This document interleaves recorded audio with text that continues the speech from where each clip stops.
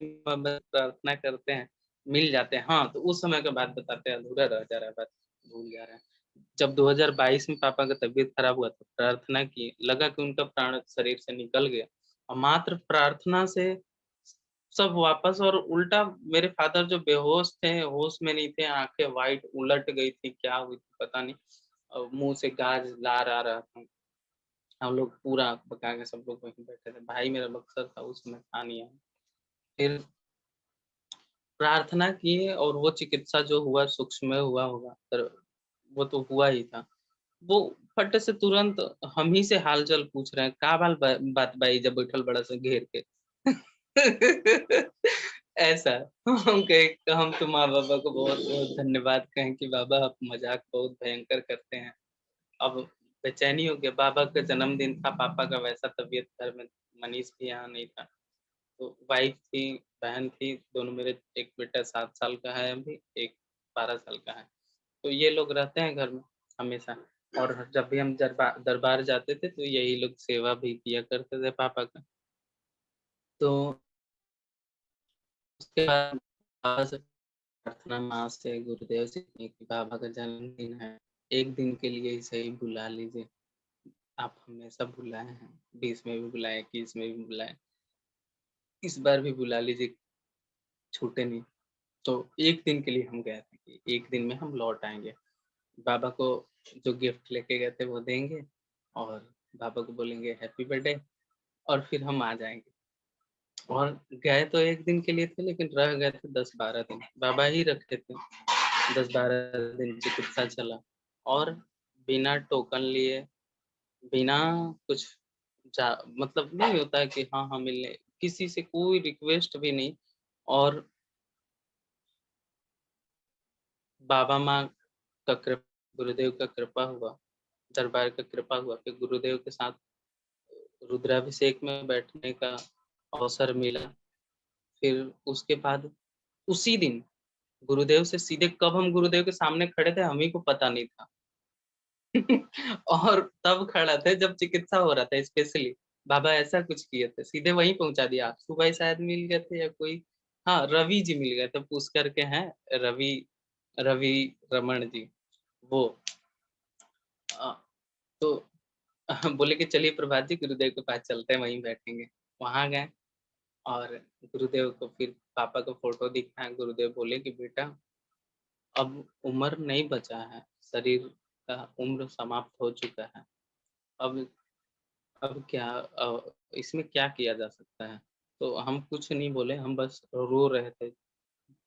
तो तब गुरुदेव उम्र पापा का स्तंभित कर दिए और चिकित्सा किए। फिर उसके बाद हम घर आए, पापा हमारे तब से लेके अभी मार्च में गए। उससे पहले नवंबर में मिलना एक बार गुरुदेव से हुआ था, माँ-बाबा की कृपा से। तो गुरुदेव को पापा का फिर फ़ोटो दिखाए थे, तो गुरुदेव बोले कि बेटा अब उम्र नहीं है और रोकना भी ठीक नहीं है। शरीर जीवन को चलाने के लायक नहीं है और फिर तब से मार्च मार्च में पापा का शरीर छूटा और मई में हम गए थे पितृ मुक्ति का कार्यक्रम में शामिल होने के लिए, हो जाएँ लेकिन हम बाहर थे जब पापा का शरीर छूटा मेरे को फ़ोन वाइफ़ की, हम आए, टाउन में ही थे। आने के बाद हम गुरुदेव बोलते हैं कि आँख बंद करके देख लो पूर्वज दिख जाए तो समझो कि मुक्ति नहीं हुआ है। तो हम आए दरवाजे पे खड़ा हुए रूम के दरवाज़ा पे अंदर ही मेरे फ़ादर का पापा का शरीर हमसे 3 फीट की दूरी पे होगा। आँख वहीं पे बंद किए और हम पापा को देखे, नहीं दिखे। हम जान गए कि दरबार अपने पास बुला लिया। उसी क्षण पहले से ही गुरुदेव बोलते हैं कि पहले से मौजूद होते हैं, वो ले जाने वाले जिनका आप पूजा करते हैं।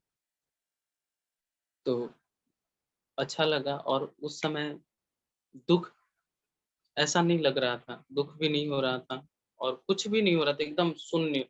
हम कई महीना तक शून्य जैसा ही स्थिति में रहे, कोई भाव ही नहीं आता था, कुछ भी नहीं। एकदम उसका उसके लिए बोलने के लिए उस अनुभव को मेरे पास कुछ है नहीं, शब्द वैसा मिल नहीं रहा है कि हम एग्ज़ाम्पल भी दे पाएँ।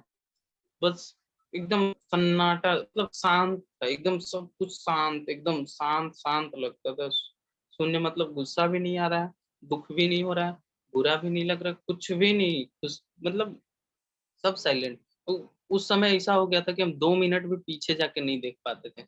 अभी जैसे कि हमको कोई मैसेज किए, हम बोले कि ठीक है, आपसे कुछ देर में बात करते हैं। हम 2 क्या, मतलब 2 मिनट बाद हमको कुछ याद नहीं रहता, सब खत्म। पीछे का कुछ, पीछे हम ज़बरदस्ती भी चाह के भी नहीं जा सकते थे, ऐसा हो गया था।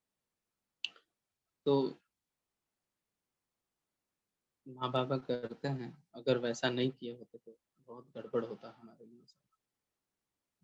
फिर गुरुदेव से मिले, उस समय चिकित्सा हुआ, 2-3 दिन शायद या 4 दिन तक चला कुछ।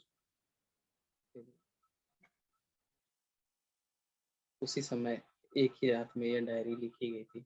अभी थोड़ी कम है तो हम गुरुदेव को दिए थे, देखे, गुरुदेव बोले कि अच्छा है। फिर उसके बाद हम गुरुदेव को बोले कि दे दीजिए इसको और पूरा करके हम देंगे। अपना बहुत सारा अनुभव हम सबको बताना चाहते हैं कि लिख के इस डायरी में आपको भी देना चाहते हैं कि सब तक पहुँचे जो है। तो यही है, आज भी अगर दुनिया के नज़र से हमको देखा जाए, हमारे परिवार को देखा जाए, दरबार के भक्त या दरबार के शिष्य होने की नज़र से नहीं, केवल बस ऐसे ही, या कोई बाहर का कोई देखता है दरबार के बाहर का लोग, तो हमको ज़ीरो नहीं माइनस में दिखते होंगे हम उसको। लेकिन हम जानते हैं कितने प्लस में हैं, और कोई चिंता नहीं है, कोई तनाव नहीं।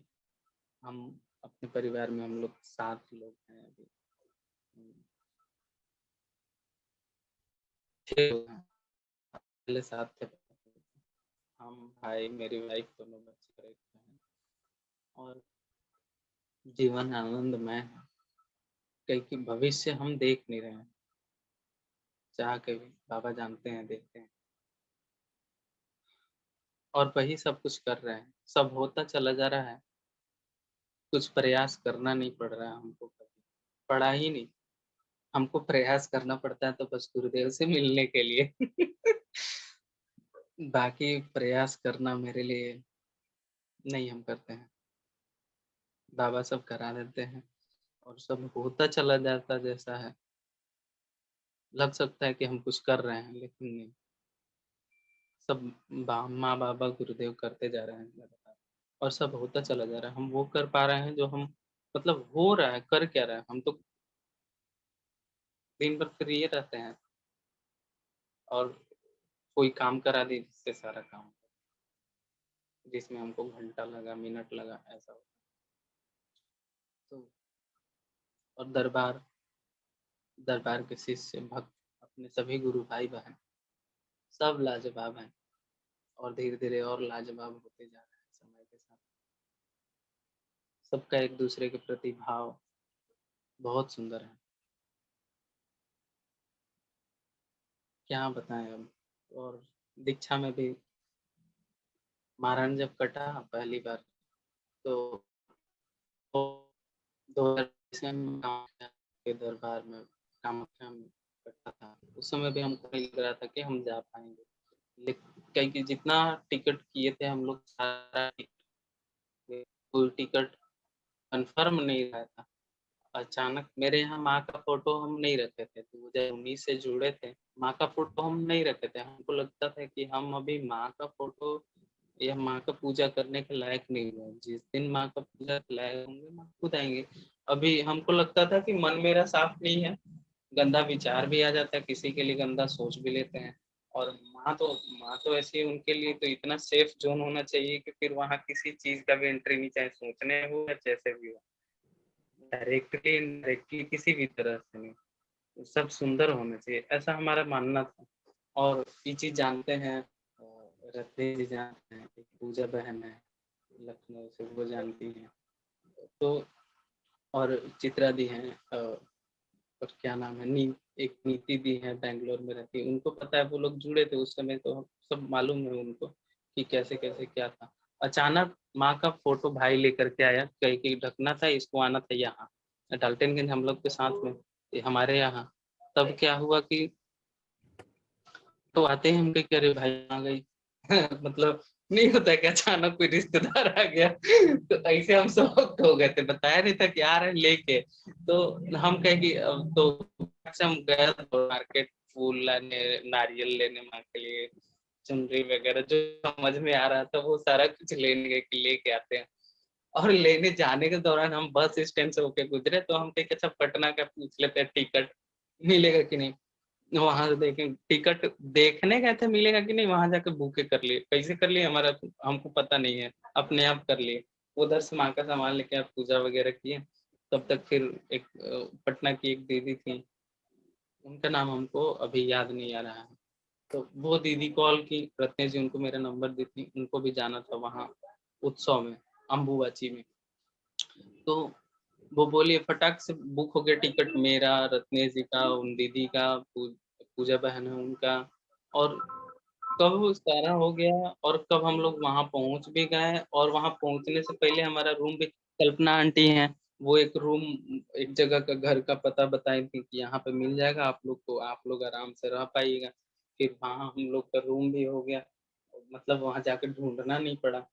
हाँ, पटना की थी वो, कस्तूरी दीदी नाम था, वो थी। तो ऐसे सब होता गया। उस समय मेरा मंत्र पूरा हो गया था, गए थे लेकिन सिलेक्शन नहीं हुआ था। सितंबर मेरा बर्थडे होता है, बाबा 2-3 साल से बुला रहे थे, इस साल नहीं बुलाए हैं। अब अक्टूबर में जाएँगे गुरुदेव के पास। तो उस समय गए हम, उस सिलेक्शन में नहीं हुआ, फिर एक बार और गए थे तो नहीं हुआ था।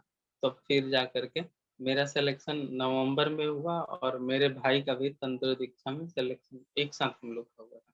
अभी हम लोग पूरा परिवार एक साथ अ, अभी जून में थे, गुरु पूर्णिमा में, माँ-बाबा की कृपा से हम लोग पूरा परिवार वहाँ थे। हाँ, जून ही था गुरु पूर्णिमा, उसी समय हम लोग पूरा परिवार वहाँ, उससे पहले हम पूरा परिवार कभी गए नहीं थे।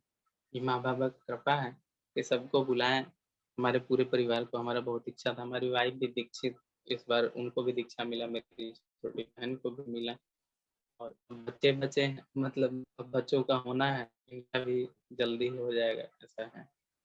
तो अब यही है, और अनुभव तो हमको हमेशा सब कुछ ध्यान में नहीं रहता है, इतना ध्यान आ रहा है अभी। बहुत सुंदर भैया, बहुत सुंदर अनुभव आपका।